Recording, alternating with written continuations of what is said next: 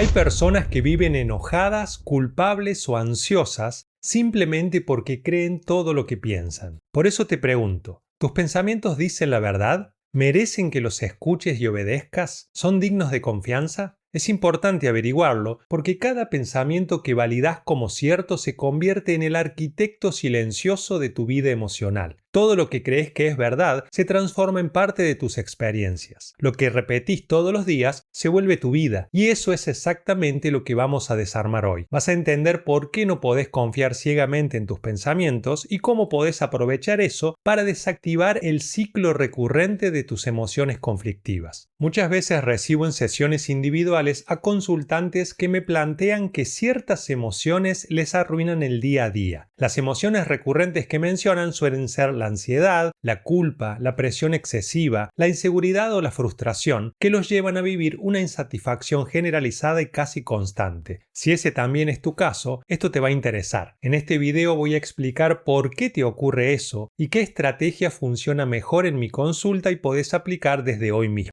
Por si no me conoces, mi nombre es Maxi. Soy coautor de un modelo holístico de coaching, el coaching integral, y tengo más de 10 años de experiencia trabajando con cientos de personas como formador y coach. Si te interesa reflexionar sobre la condición humana, hacémelo saber con un me gusta y suscríbete para no perderte ninguna publicación del canal. Primero veamos las raíces de esa incoherencia y malestar interior que reportan muchos de mis consultantes cuando inician sus procesos de coaching. Por lo común, cuando abro un espacio de trabajo con un cliente nuevo, después de averiguar cuál es el objetivo específico que tiene el proceso que vamos a emprender juntos, al principio me interesa descubrir dos cosas. Por un lado, cuál es su visión del problema que trae a la consulta, como una ansiedad recurrente o un sentimiento de inseguridad que afecta su rendimiento o una presión social que se está volviendo insoportable. Y por otro lado, cómo ese problema percibido podría estar funcionando como una solución inconsciente a ciertos mandatos profundos de su sistema de pensamiento. Porque la investigación empírica me ha demostrado que siempre podemos encontrar una correlación entre las creencias y los valores de una persona y las vivencias interiores que tiene. Cuando hablo de una solución inconsciente como causa raíz de ciertas emociones problemáticas, me refiero a la posibilidad de que esas emociones recurrentes estén cumpliendo una función útil en algún sentido que la persona desconoce. Por ejemplo, alguien que experimenta una culpa de improductividad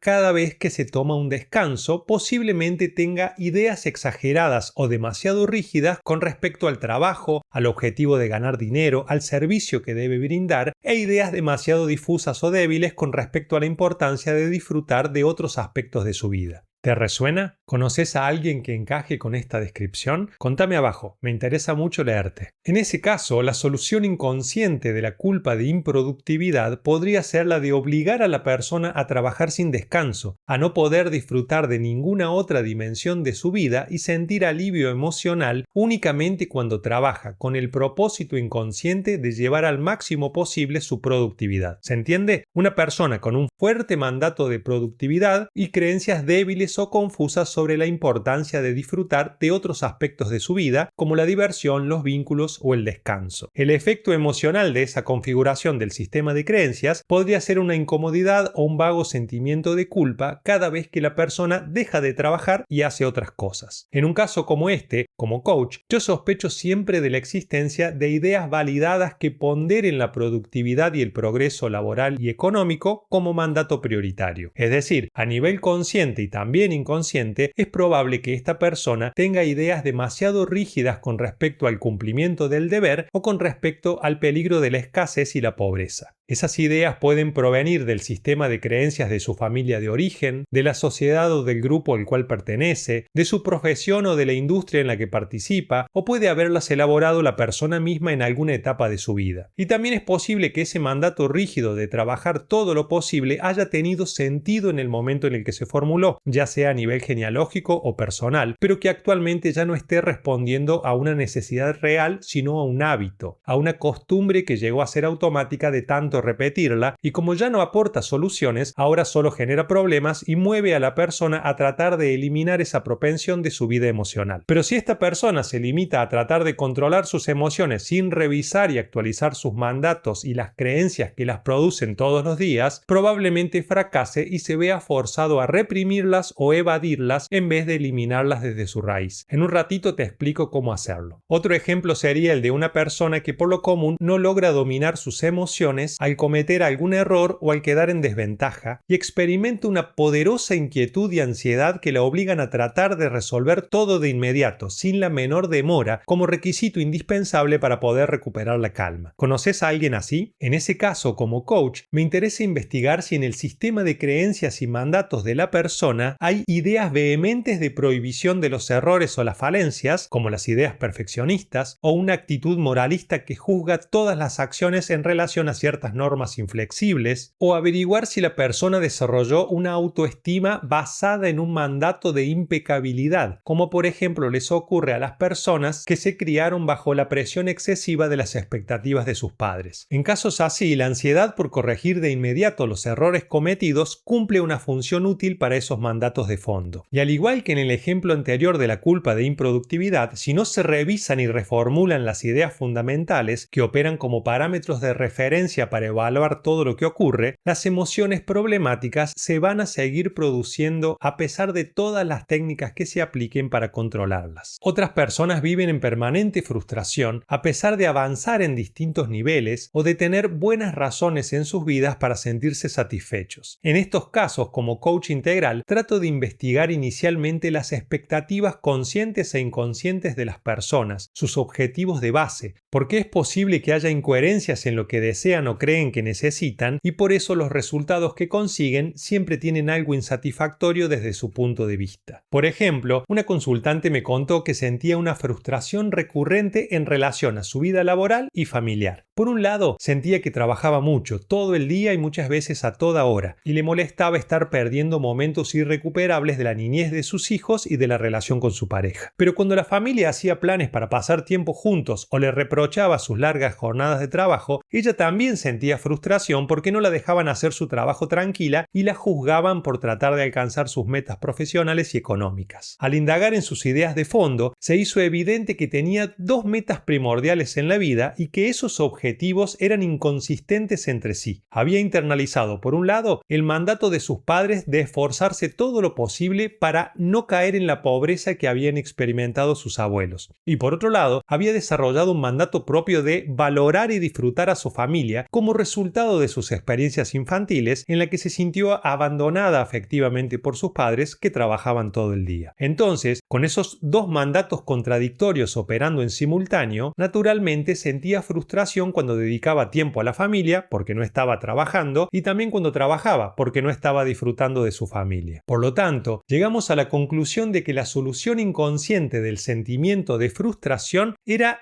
impulsarla a cumplir con el mandato que no estaba atendiendo en cada caso. Si no revisaba y reformulaba esos mandatos contradictorios, no iba a poder desactivar la emoción recurrente que le impedía disfrutar de las dos cosas. Ahora bien, si las creencias de fondo están detrás de muchos de los patrones emocionales que experimentamos, ¿qué podemos hacer? Te propongo dos pasos simples y directos para transformar la relación con tu propia mente y mejorar la gestión de tus emociones cotidianas. Es una estrategia poderosa cuya efectividad a mí me consta y que puede marcar un antes y un después en tu manera de vivir. El primer paso es identificar qué función está cumpliendo esa emoción recurrente dentro de tu sistema de creencias. ¿A qué mandato está sirviendo? ¿Qué interpretación de fondo la está produciendo? Esto requiere honestidad y algo de trabajo introspectivo, pero una vez que lo ves, se vuelve difícil perderlo de vista. Y esa toma de conciencia ya representa el inicio de un cambio. Para hacer un trabajo efectivo necesitas revisar,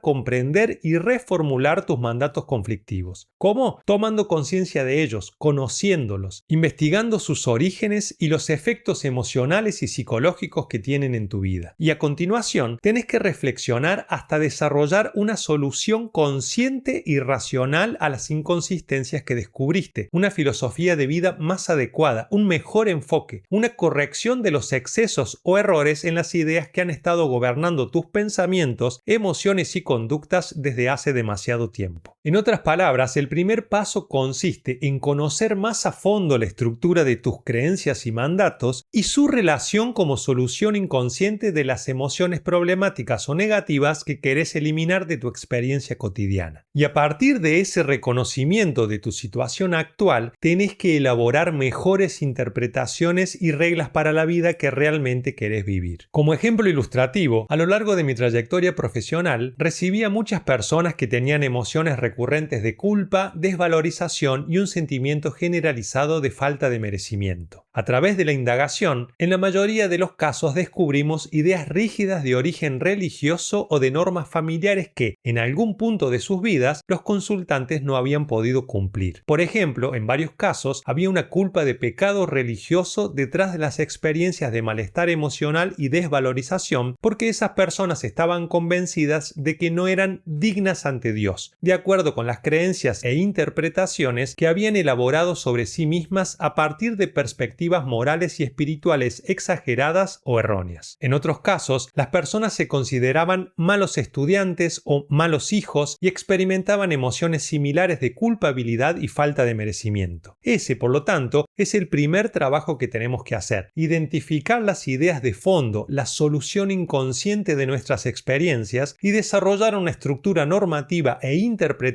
más adecuada, equilibrada y sabia. Esto podés hacerlo de manera autodidacta o mediante el acompañamiento profesional. Si tomás la decisión de buscar acompañamiento para investigar tu propia mente y los patrones reactivos que te condicionan, en la descripción del video vas a encontrar el link para sumarte a la lista de espera de mis sesiones 1 a 1 si te interesa que podamos encontrarnos cara a cara y conversar a fondo sobre tu situación. Muy bien, entonces, la primera parte de esta estrategia es una función reflexiva, analítica y racional que te permite tomar conciencia y hacer ajustes en el nivel de tus ideas y objetivos. Tenés que someter esas creencias al examen de la razón y de la evidencia empírica. ¿En qué medida son verdaderas? ¿En qué medida son exageradas, arbitrarias o simplemente heredadas sin haberlas elegido? ¿Tuvo sentido en algún momento de tu historia o en la historia de tu familia, pero ya no responde a ninguna necesidad real? Si la respuesta es sí, entonces podés reformularla. No se trata de negar lo que sentís, sino de reemplazar un mandato rígido por una proposición más flexible, más inteligente, más adaptada a quien sos hoy y a la vida que querés tener. Y la segunda parte de la estrategia consiste en tomar la firme determinación de apoyar esa nueva interpretación sobre tu vida a partir de ahora. Para esto, pasamos al segundo consejo que tengo para darte: asumir el liderazgo de tu mente y dejar de obedecerla como un esclavo. No podés esperar que tu mente te diga si sos capaz, si mereces descansar, si cometiste un error imperdonable o si sos suficiente. Esas no son preguntas que la mente pueda resolver por su cuenta. Son preguntas que vos tenés que responder y después la mente se ocupa de ejecutar esa respuesta y convertirla en experiencia vivida. Mucha gente trata a la mente como se trata al cuerpo. Si me duele el estómago o un dedo del pie, sí puedo confiar en que esa es una información objetiva. El cuerpo me informa de algún problema en el organismo. Si al día siguiente observo mis sensaciones y el estómago o el pie se sienten bien, puedo concluir que el problema ya se solucionó, porque el cuerpo sí funciona como un mecanismo informativo confiable. Es decir, puedo asumir una actitud receptiva en esa averiguación del estado corporal simplemente observando las señales que el organismo transmite. El cuerpo me informa, yo escucho. Pero con la mente esa actitud pasiva es un problema. La mente necesita autoridad y conducción. El cuerpo tiene autoridad para decirte si hay algún problema digestivo, pero la mente no puede decirte objetivamente si sos digno de amor y respeto, si sos capaz de alcanzar tus metas, si mereces felicidad o castigo. Vos tenés que ser la autoridad que determina qué es verdad sobre vos mismo, qué valorás, qué permitís y qué no. La mente es el sistema operativo que ejecuta esas instrucciones, no el que las dicta. ¿Está claro esto? ¿Podés identificar cómo opera ese mecanismo en tu caso? ¿Sos de los que lideran las operaciones de la mente o de los que escuchan y obedecen pacientemente todos los pensamientos que surgen? Si tu caso es este último, cuando reviertas esa relación, cuando dejes de preguntarle a la mente quién sos y cómo te sentís y empieces a informarle vos qué clase de pensamientos, sentimientos y conductas tiene que impulsar, las emociones recurrentes y tóxicas que antes te abrumaban empiezan a perder su impulso programado y su presencia en tu día día a día. No porque las hayas reprimido, sino porque el sistema de creencias que las justificaba y producía fue actualizado por una mejor versión. No se trata de negar lo que aparece, se trata de no obedecerlo ciegamente. Se trata de entender que un pensamiento no es una orden, que las emociones se pueden modificar, que la culpa no es una verdad. Entonces, en lugar de esperar a ver si la mente por fin nos dice que somos capaces, que estamos bien, que no tenemos nada malo, que no estamos fallando, nosotros tenemos que asumir esa función de autoridad interior y empezar a construir conscientemente una interpretación más justa, más flexible y más sutil de nosotros mismos y de la realidad. Madurar psicológicamente también implica dejar de vivir bajo mandatos heredados y empezar a convertirse en la autoridad consciente de la propia vida. Porque cuando una persona deja de subordinarse a sus viejas creencias, cuando empieza a revisar con lucidez sus mandatos internos y a elegir mejor sus interpretaciones, entonces gana soberanía y libertad sobre su propia vida y puede empezar a producir experiencias más convenientes y sanas. Y con la repetición, eso que al principio exige esfuerzo se transforma en un hábito. Entonces la mente deja de ser una tirana y pasa a ser una aliada. El cuerpo deja de cargar tensiones inútiles y la vida interior empieza a ordenarse en función de una dirección elegida y no de un automatismo heredado. Eso es, en esencia, lo que hacemos en un proceso de coaching integral. En la descripción vas a encontrar información sobre nuestros libros y cursos en los que investigamos con más detalles y herramientas este tema y otros de la naturaleza humana. Si encontraste útil lo que conversamos, déjame un me gusta y contame en los comentarios si reconoces algunos de los patrones que mencioné. Eso me ayuda un montón a saber qué temas seguir desarrollando. Ahora te dejo un video recomendado para que sigas reflexionando sobre tu vida y des otro paso en tu autoconocimiento. Nos vemos ahí.